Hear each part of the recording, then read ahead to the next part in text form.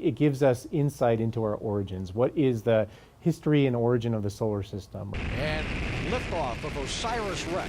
Thomas Zega is talking about this. On September 24th, the OSIRIS-REx spacecraft is set to drop a capsule of rock and dust collected from the asteroid Bennu. That sample will then be distributed to researchers across the country. This microscope shines electrons, including right here at this University of Arizona lab. Meteorites are always falling down from space, and we can collect these here on Earth, but once they sit on the surface, they get weathered, they get rained on, they get eroded, and those processes can affect what we see in the sample.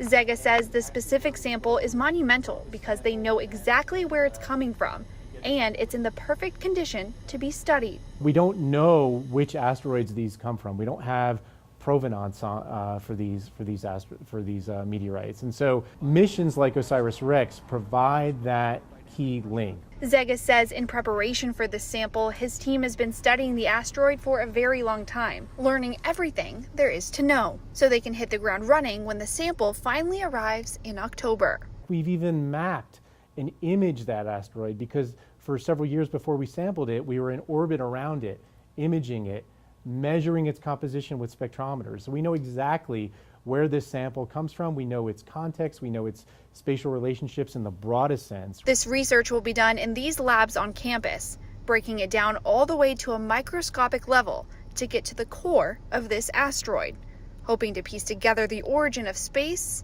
and even life itself. That information gives us insight into the origins of the sample itself, what its history might have been some 4.5 billion years ago.